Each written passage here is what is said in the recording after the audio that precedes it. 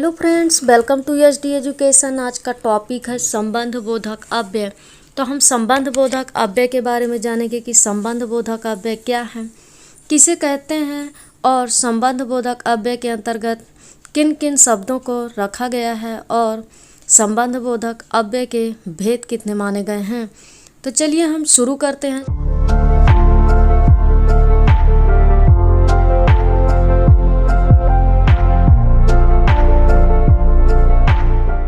संबंध बोधक अव्यय तो वे अव्यय शब्द जो संज्ञा या सर्वनाम का संबंध वाक्य के अन्य शब्दों से बताए उसे ही हम संबंध बोधक अव्यय कहते हैं।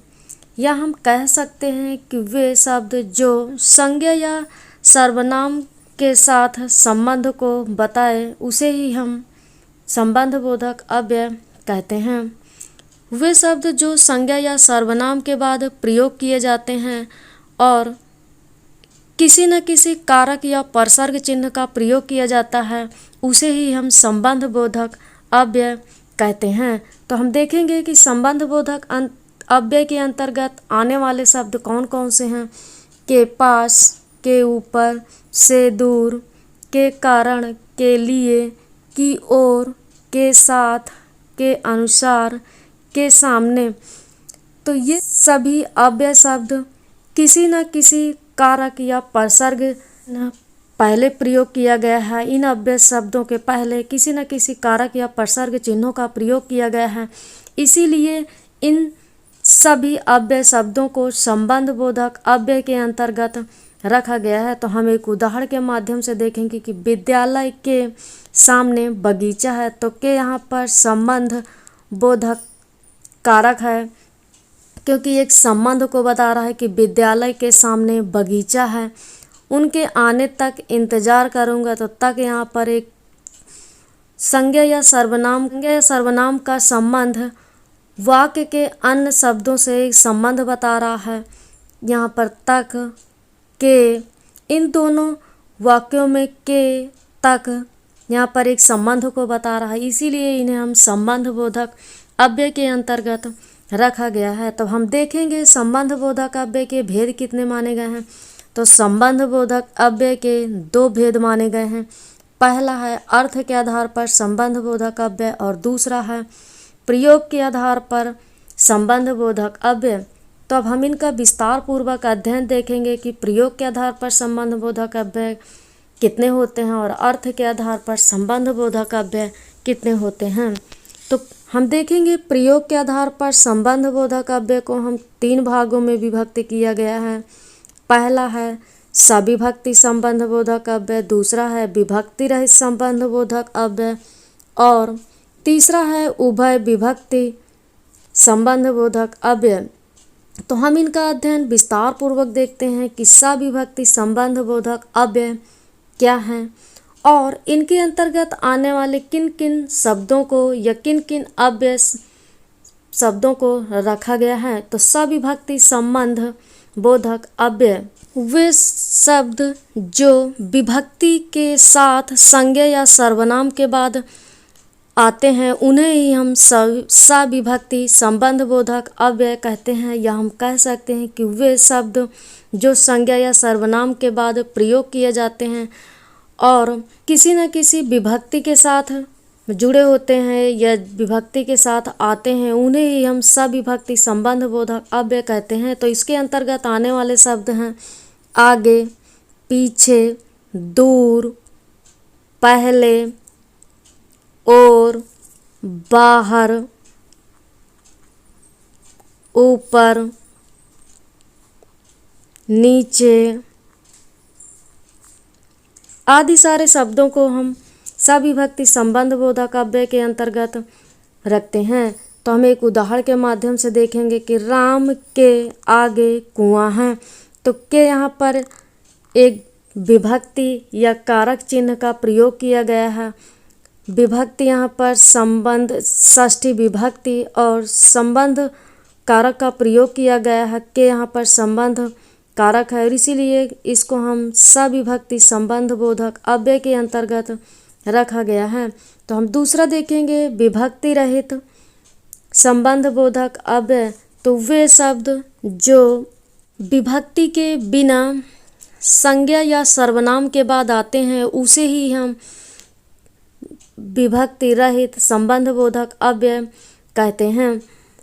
या हम कह सकते हैं कि वे शब्द जो बिना विभक्तियों के प्रयोग किए जाते हैं उसे ही हम विभक्ति रहित संबंध बोधक अव्यय कहते हैं। जैसे भर, तक, समेत, पर्यंत, सहित आदि सारे शब्दों को विभक्ति रहित संबंध बोधक अव्यय के अंतर्गत रखा गया है। तो हम एक उदाहरण के माध्यम से देखेंगे कि मैं रात भर जागता रहा। तो भर यहाँ पर विभक्ति रहते क्योंकि इनमें किसी भी विभक्ति या कारक या प्रसर्ग चिन्ह का प्रयोग नहीं किया गया, इसीलिए इस वाक्य को विभक्ति रहित संबंध बोधक अव्यय के अंतर्गत रखा गया है। दूसरे वाक्य में देखेंगे कि शिक्षा जीवन पर्यंत चलने वाली प्रक्रिया है। तो पर्यंत यहाँ पर पर्यंत भी एक विभक्ति रहित शब्द है। इस वाक्य में भी किसी भी विभक्ति या कारक चिन्ह का प्रयोग नहीं किया गया है, इसीलिए इन दोनों वाक्यों में भर, पर्यंत शब्द को विभक्ति रहित संबंध बोधक अव्यय के अंतर्गत रखा गया है। तो नेक्स्ट देखेंगे हम उभय विभक्ति संबंध बोधक अव्यय। जिन शब्दों का प्रयोग दोनों प्रकार से किया जाता है उसे ही हम उभय विभक्ति संबंध बोधक अव्यय कहते हैं। और दोनों प्रकार से मतलब सविभक्ति सहित और विभक्ति रहित संबंध बोधक अव्यय, इन दोनों प्रकार से प्रयोग किए जाने वाले शब्दों को हम उभय विभक्ति संबंध बोधक अव्यय कहते हैं। और इसके अंतर्गत आने वाले शब्द हैं द्वारा, रहित, बिना, अनुसार आदि सारे शब्दों को प्रयोग किया गया है। तो हम उदाहरण के माध्यम से देखेंगे। धन के बिना कल्याण नहीं है। तो के बिना यहाँ पर कारक चिन्ह का प्रयोग किया गया और बिना यहाँ पर भी आया और राधा के द्वारा पत्र भेजा गया। तो दोनों वाक्यों में के बिना और के द्वारा उभय विभक्ति संबंध बोधक अव्यय हैं, इसीलिए इन शब्दों को उभय विभक्ति संबंध बोधक अव्यय के अंतर्गत रखा गया है। और इसके अंतर्गत आने वाले शब्दों को बताया गया है द्वारा, रहित, बिना, अनुसार आदि सारे शब्द इसके अंतर्गत आते हैं। तो हम देखेंगे अर्थ के आधार पर संबंध बोधक अव्यय निम्नलिखित होते हैं। तो हम देखेंगे पहला काल बोधक अव्यय। तो हम देखेंगे कि काल बोधक अव्यय के अंतर्गत किन किन शब्दों को रखा गया है। तो जिन अव्यय से समय का बोध होता है या समय का पता चलता है उसे ही हम काल बोधक अव्यय कहते हैं। इसके अंतर्गत आने वाले शब्द हैं के, बाद, के पश्चात, के पहले, के पूर्व, के उपरांत आदि सारे अव्यय शब्द कालबोधक संबंध बोधक शब्द के अंतर्गत आते हैं। तब हम दूसरा देखेंगे कि स्थान बोधक अव्यय क्या हैं और इसके अंतर्गत आने वाले शब्द कौन कौन से हैं। तो स्थान बोधक अव्यय वे अव्यय शब्द जो स्थान का बोध कराते हैं उसे ही हम स्थान बोधक अव्यय कहते हैं। और इसके अंतर्गत आने वाले शब्द बाहर, भीतर, ऊपर, नीचे, आगे, पीछे, सामने, निकट आदि सारे शब्द स्थान बोधक अव्यय के अंतर्गत आते हैं। तो एक उदाहरण के माध्यम से देखेंगे। मेरे, घर के सामने स्कूल है। तो के सामने यहाँ पर संबंध बता रहा है कि स्कूल कहाँ पर है, मेरे घर के सामने, तो इसीलिए हम इसको स्थान वाचक संबंध बोधक अव्यय के अंतर्गत रखते हैं। तो अब हम नेक्स्ट देखेंगे दिशा बोधक अव्यय। वे अव्यय शब्द जो दिशा का बोध कराए उसे ही हम, तो इसके अंतर्गत आने वाले शब्द हैं निकट, समीप, और, तरफ, प्रति आदि सारे शब्द दिशा बोधक अव्यय के अंतर्गत आते हैं। तो एक उदाहरण के माध्यम से हम देखेंगे परिवार की तरफ देखो।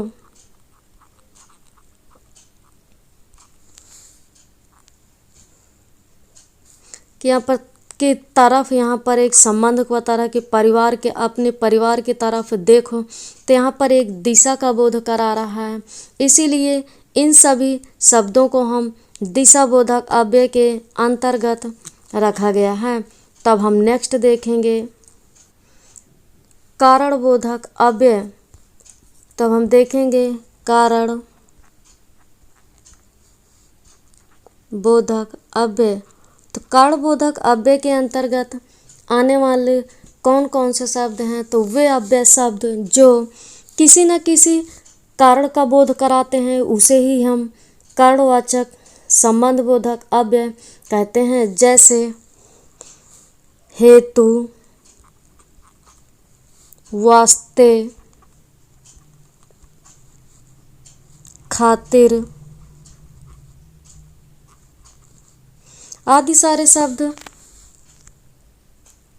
कारण वाचक के लिए प्रयोग किए जाते हैं। जैसे मैं,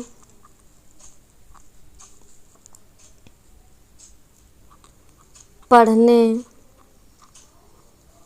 के वास्ते आया हूँ। तो यहाँ पर के वास्ते, वास्ते किस लिए, क्योंकि यहाँ पर पढ़ने के लिए, और पढ़ना एक यहाँ पर कारण या वास्तव बता रहा है कि क्योंकि किसी न किसी उद्देश्य को लेकर है, यहाँ पर कार्य या उद्देश्य की बात की जा रही, इसीलिए इसको हम कारणबोधक अव्यय के अंतर्गत रखा गया है। नेक्स्ट है हेतु बोधक अव्यय। हेतु बोधक अव्यय के अंतर्गत आने वाले शब्द या शब्द हैं के बिना, के बिना, के अतिरिक्त,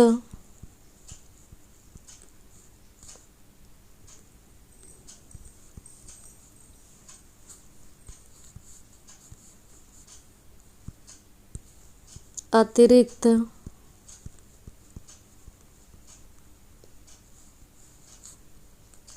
के अलावा,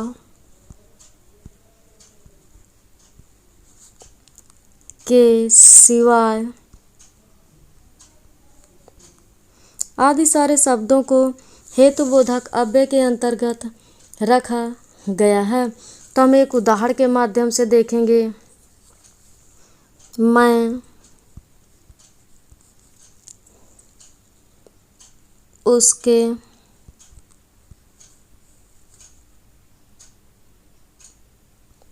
बिना, स्कूल जाऊंगा। तो यहाँ पर जो बिना है, तो बिना यहाँ पर हेतु यानी किसी न किसी उद्देश्य के बता रहा है कि मैं यानी उसके बिना भी स्कूल जाऊंगा। नेक्स्ट है समता बोधक अव्यय। तो समता बोधक अव्यय वे अव्यय शब्द जो समानता का बोध कराते हैं उसे ही हम समता बोधक शब्द के अंतर्गत रखते हैं। जैसे कि तरह, की भांति,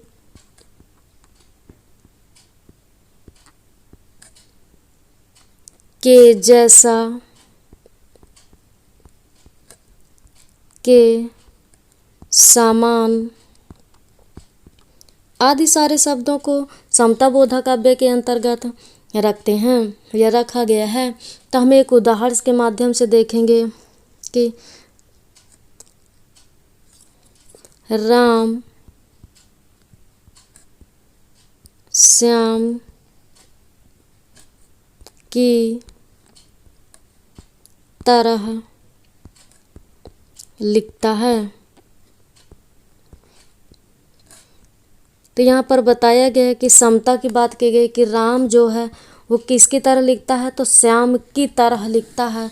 तो यहाँ पर की तरह जो है यह एक समता बोधक शब्दों को व्यक्त कर रहा है, इसीलिए इसको समता बोधक शब्द के अंतर्गत रखा गया है। नेक्स्ट देखेंगे विषय बोधक अव्यय।